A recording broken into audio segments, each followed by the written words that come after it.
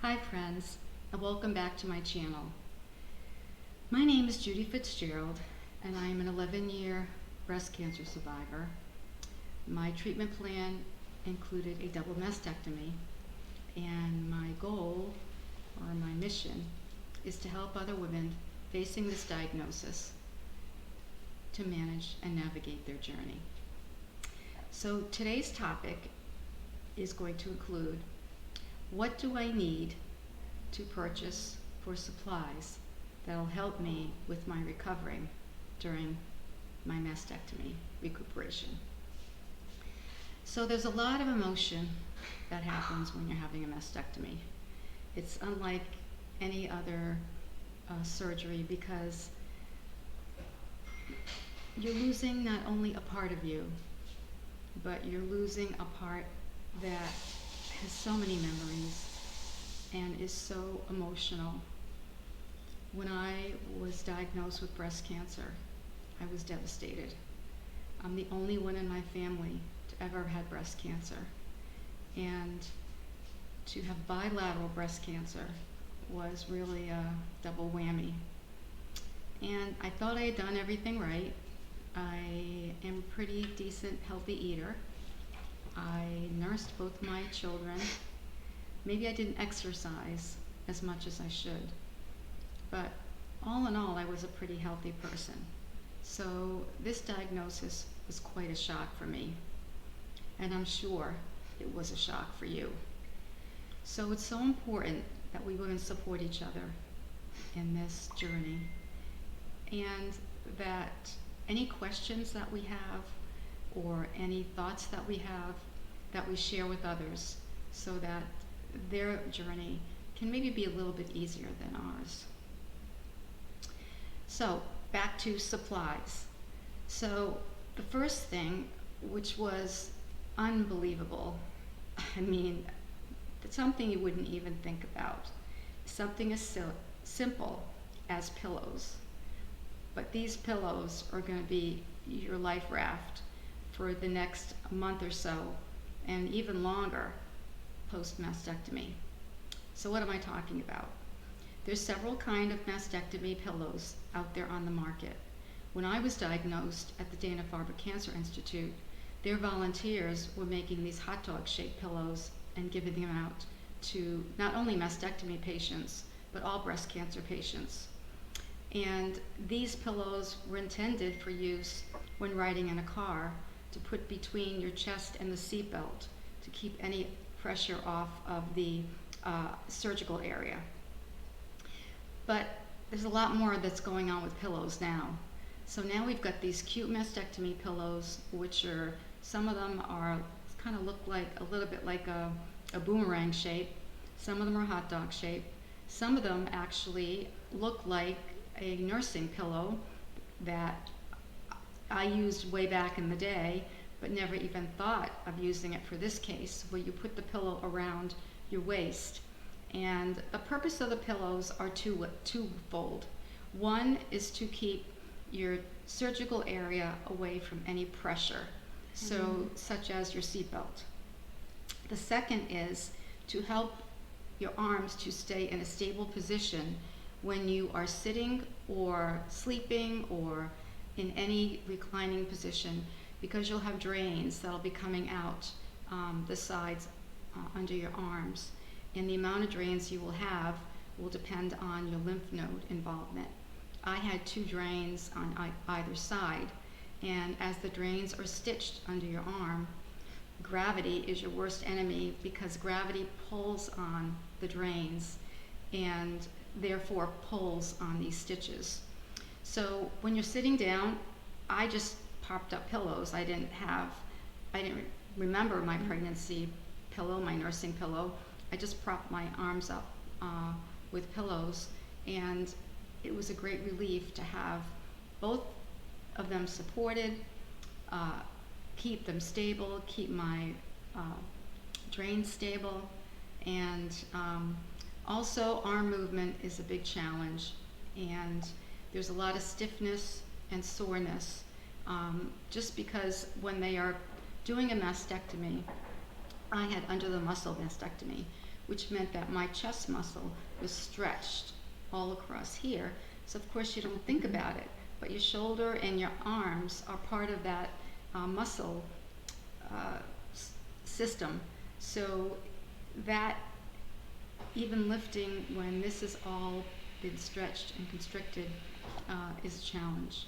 So pillows, they are the bomb. Speaking of the bomb, the best thing for sleeping is actually a pregnancy pillow. Now they did not have that when I was pregnant, and I don't remember them having that 10 years ago when I was in treatment, but I don't know if they did, because I only found out about it when my beautiful daughter-in-laws were pregnant, and I saw these amazing and wonderful body pillows that went all around.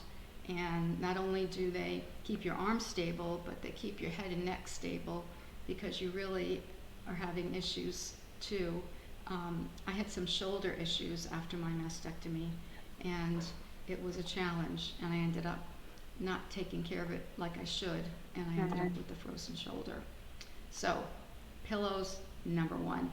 Number two, you will want some clothing that has pockets for your drains.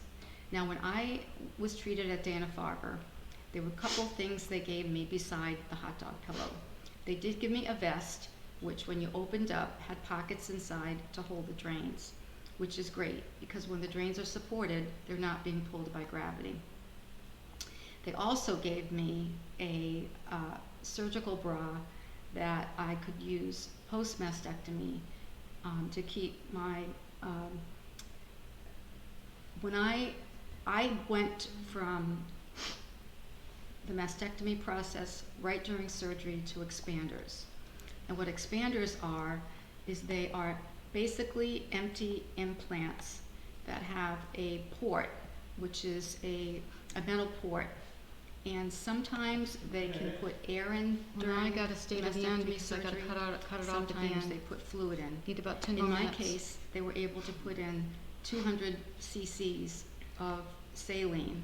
So when I woke from my mastectomy, I did have some semblance of a chest. And what you'll do over the next weeks is you will go for appointments with your plastic surgeon, where they will inject the saline and gradually make what will become the size of your breasts, and then you will have the exchange surgery to put in the actual implants. Now this sounds a bit ominous, but I can tell you that the filling process is a piece of cake. It really doesn't hurt at all. They use a magnet to find the port, and just don't look at the needle. It looks a little freaky, okay? Something like out of the Friday the 13th, but trust me, it doesn't hurt, and I am not a good patient. Let's just get that on the table. I am not a good patient. So we've got, let's list. We've got our pillows. We've got our pocket vest to hold our drains. Sorry, I had a brain freeze there for a minute. Our drains, but also important is to make sure that you come to the hospital with clothing and have some at home that is all front enclosure. Okay, it could be buttons, it could be snaps, it could be Velcro, but if you can think about it logically, so your arms or movement is very limited. How are you going to reach back and reach something over your head and put clothing on? And comfortable clothing is what you want to have, both to change in to go home from the hospital and to recuperate in at home, because you want something that can be easily pulled up. You don't want to have anything that has to be pulled over your head. I found these type of camisoles, which I'm going to show you, were amazing because I could step into them and pull them up. They were cool, they were comfortable, and they really were just a tremendous help. So we're sort of getting on our way now. So what about when you get home? So of course, going home from the hospital, they will take you down in a wheelchair and help you into the car, which getting in and out of bed post-mastectomy is a little bit of a challenge. They taught me how to scoot my head up using the bed, putting the bed up, and then gradually scoot myself up and then scoot myself off the bed. So what you need when you get home is something like a recliner. Some women I know get a hospital bed, but to me that was sort of a depressing thought. But we had 2 recliners in our family room, and I would have loved to have had one of those lift recliners, but that wasn't in the cards for me. So getting back to getting in the car is a little bit, let's just say, a negotiation issue. You've got to turn your body to get into the car. The higher the car, the easier it is to get in. So if you have a choice of 2 cars, you might want to pick the one with the highest seat, so you can scoot in and scoot out. So back to getting home. You get home, sleeping and resting are the 2 things that you really want to make sure you are doing as much as possible. You'll be on pain medication, so that will help with that. But dozing is not, this is when you really, really need to pamper yourself. So don't expect to be doing anything. You're not allowed to do any type of lifting whatsoever. And your job is to relax and heal. I found that headphones with meditation tapes and relaxation tapes help tremendously, particularly when I was in the family room with the rest of my family and in my comfy recliner that I just talked about, propped up with my pillows, that I could drown out the surrounding noise, television, so forth, and I could really get a good rest. Sleeping at night isn't as easy the first few days at home, even if you do have a pregnancy pillow, which would be amazing.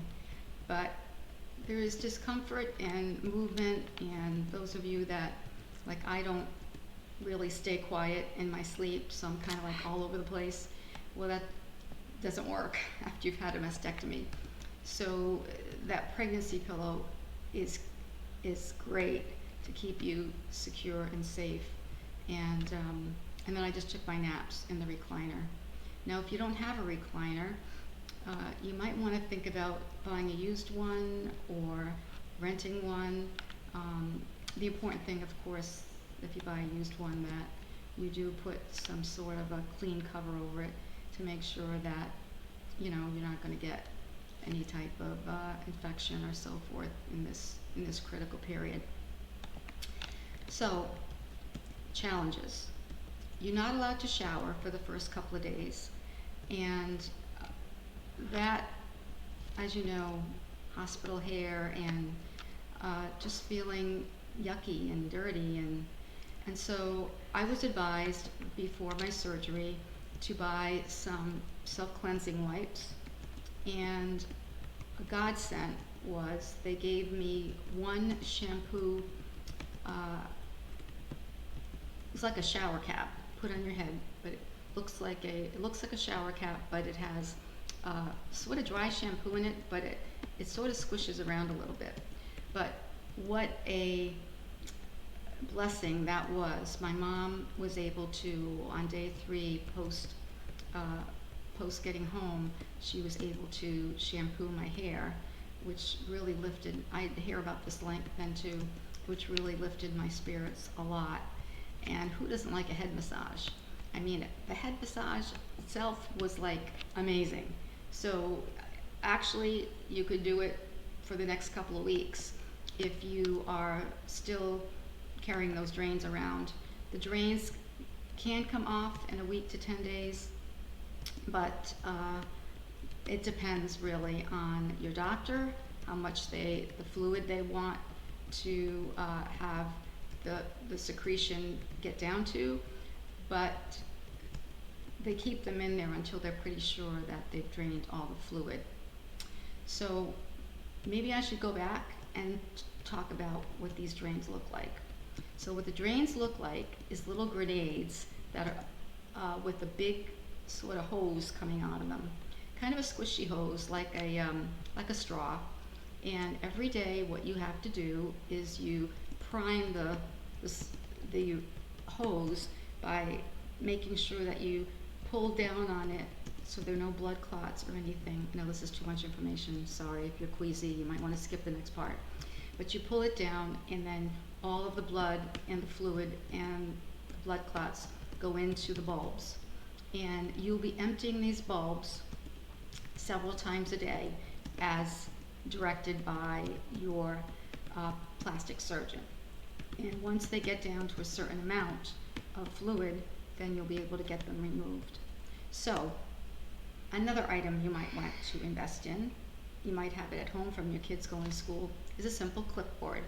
So I had a clipboard, and when I left the hospital, they gave me a nice little planner where I could monitor my medication taking time, and I could monitor the time I emptied the bulbs and how much fluid came out of it.